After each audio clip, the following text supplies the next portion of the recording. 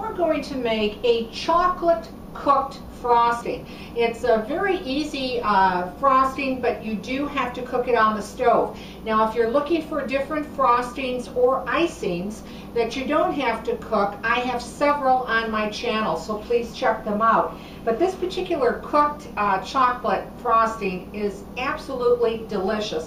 First, start off with a pot. And in the pot, you're going to put 1 1/4 cups of granulated sugar. You're also going to put 4 tablespoons of baking cocoa. And you're also going to be putting in 4 tablespoons of cornstarch.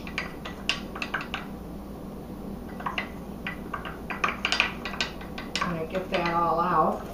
And then with a spoon or a spatula, just combine all the dry mix together. And I'll show you what that looks like. It'll really look just like this. Then what you're going to do is you're going to need to, of course, put this on your stove. And you're going to need to keep it on high.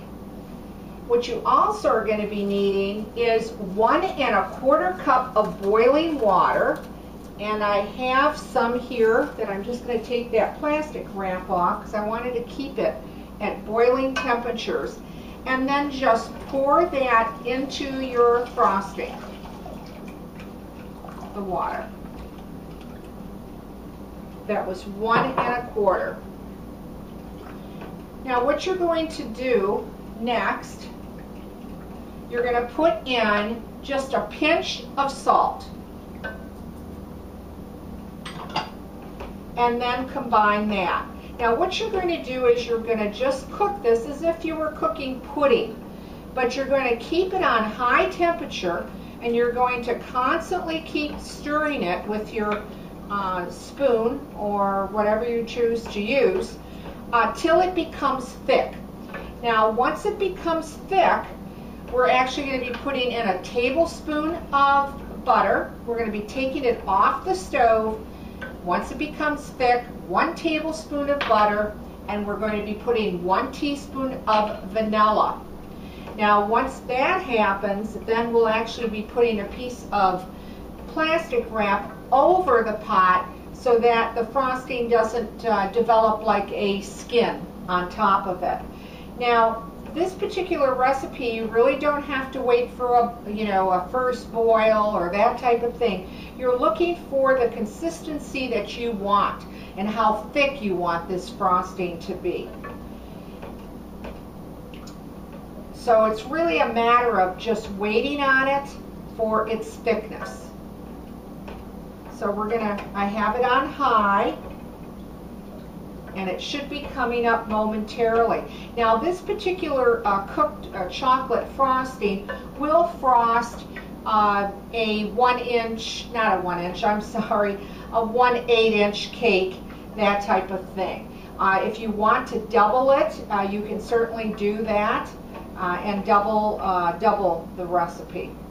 This particular frosting also, a lot of people have told me that they like even putting it over ice cream or for an ice cream sundae, that type of thing. So it does really come out that it really tastes good. And now we're just waiting for it to get thick.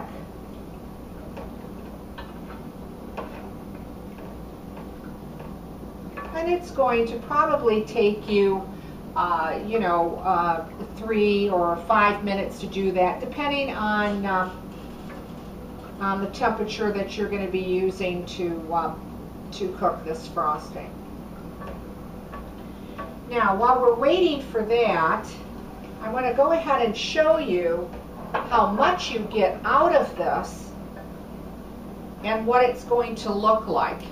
It comes out this beautiful, rich frosting, chocolate frosting, as you can see. And this is as much as you're going to get. Again, you can double it if you want.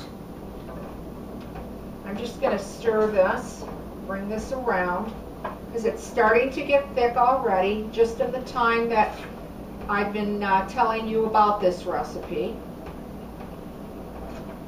So we're going to give it just a little bit more time.